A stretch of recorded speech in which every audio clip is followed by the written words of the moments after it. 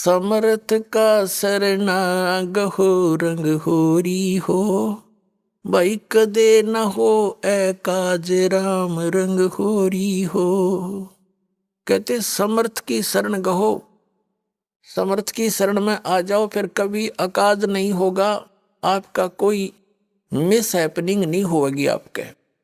ये सत्कर मान लेना, पूरे विश्वास के साथ लगना, ये वो समर्थ है कबीर साहब। इसकी शरण में आने के बाद फिर प्रारब्ध कर्म में आए हुए आपदाएं भी ये ऐसे टालेगा, पहले कारण बना देगा, क्योंकि कारण बनी गया। आप सत साधना कर रहे हो, आपका एक एक सांस बहुत कीमती है। आप जो दान पुण्य करते हो ठीक ठिकाने हो रहा है। पहले तो हम बाढ़ में गिरा थे, कि तो कुछ डाल दिया, कि तो श्राद्ध निकाल दिए, कि तो 500 लत्ते दे दिए कपड़े, ये कोई दान था? 100 रुपये की बूंदी बांट देते, मंगलवार के दिन काक पीटते फिरा करते, धर्म कर दिया, वो खाक धर्म था। कहते हैं जिन हर जैसा सुमरिया, ताको तैसा लाभ, ओसा प्यास न भाग ही, जब लग दसैनी आब। कहते हैं जैसी जिसने परमात्मा की भक्ति धर्म साधना की है, उसको उतना ही लाभ मिलेगा। ओस चाटने से प्यास नहीं बुझती, और गिलास गट गट पीवे उससे प्यास बुझा करे। हम ओस चाट रहे थे जो इस भक्ति को छोड़कर अन्य जो पुण्य दान करते थे, तो उससे आत्मा की तृप्ति नहीं हो रही थी।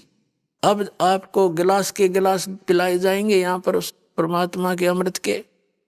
500 यज्ञ होती हैं यहाँ पर, 500 यज्ञ इस पृथ्वी पर यदि कहीं पर है तो सतलोक आश्रम के अंदर है।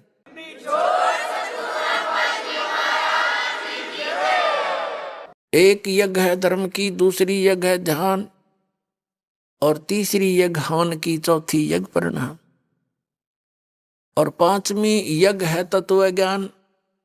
तो 500 यज्ञ आपकी यहां पूर्ण होती हैं। एक तो धर्म यज्ञ,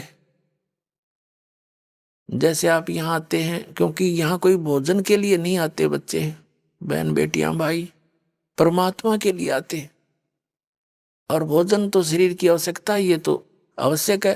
तो यहां जो किया गया दान आपका मर्यादावत दान है, और फिर इस दान से फिर हर तरह की यहाँ पर कोई प्रचार में उसी का अंश लगता है, भोजन भंडारे में लगता है, ये रजाई कंबल मंगाने के लिए लगता है, सेट झोपड़ी डाली इसके लिए लगता है।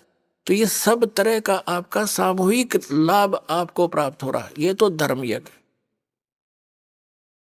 एक अनजान व्यक्ति आ गया और उसके साथ एक और था, 2 जने, वो दोनों अनजान आ गए आश्रम में, और उन्होंने बाहर ऊट पटांग सुन रखी थी हमारे बारे में। तो उनमें से एक ने बोला, यहाँ खाना खुना खाया, उसने सारी व्यवस्था देखी। एक ने कहा कि भाई नो बाहर न्यू कह रहे थे, मजाक कर रहे थे, न्यू कहे, उसने तो न्यू कहे रामपाल बोला भगवान उतर रहा है। तो दूसरा बुद्धिमान था उसके साथ, न्यू बोला भाई ऐसा धर्म होने लग रहा है यहाँ पर, ऐसा भोजन भंडारा, यहाँ तो भगवान ना उतर रहा उन्हें तो उतर जा।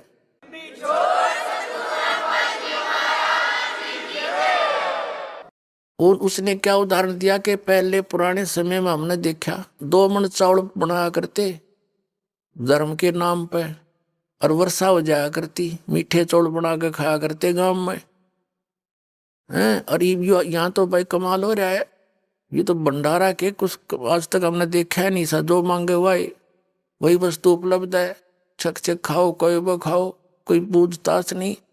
तो भाई ये काम भगवान बिना नहीं हुआ करते। तो पुण्यात्मा सत्कर मान लेना, जो धर्म और जो व्यवस्था यहाँ पर हो रही है ये विश्व में नहीं है, और ये कबीर भगवान बिना नहीं हो सकती। वो कबीर परमात्मा कर रहे हैं, हम तो दास है उनके, हमें तो निमित्त बना के बैठा रखा आपके लिए, लेकिन सारा कुछ वो परमात्मा आप अपने बच्चों के लिए कर रहा है। पूरा विश्व उसके बच्चे हैं, पूरे विश्व, कीड़ी से लेकर हाथी सब जूनी में जितने कष्ट पा रहे हैं सबके लिए चिंतित है। अब ऐसा मुहिम चली है, या ये फिक्स टाइम है परमात्मा का। अब जैसे जगह जगह मोबाइलों में आप परमात्मा की वाणी आरती मंत्र चल रहे हैं, कोई खेतों में कर रहा है, कोई मजदूरी कर रहा है, कोई दुकान पर, कोई अपने नौकरी पर, तो सब जगह ये वाणी परमात्मा की चलती है। आरती होती है तो पड़ोसियों को भी लाभ होता है इसका। अब जैसे कोई घर में हलवा बना हुआ है, हलवा पड़ोसी को खाने को, साथ वाले मकान को, खाने वाले को नहीं मिलता, तो महक तो बढ़िया मिला है उसने। तो एक कोई गोबर गिर रहा उसके अंदर, उसकी बदबू पड़ोसिया ने विशेष दर अपने आप को भी हानि करे। तो इसी प्रकार पुण्यात्माओं, ये परमात्मा की जो महिमा है, ये परमात्मा की जो महिमा दूर तक असर करे है। ये चींटी, हाथी, इन सब जीव जंतुओं पर भी इसका प्रभाव होता है।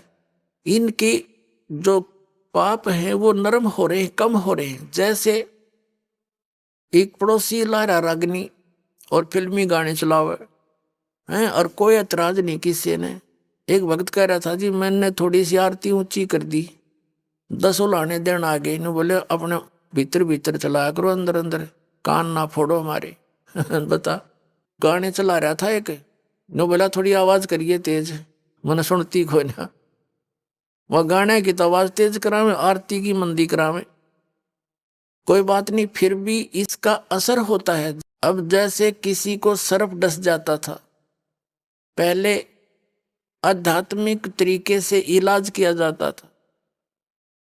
इलाज करने वाले को गारडू बोला करते थे, सपेरा।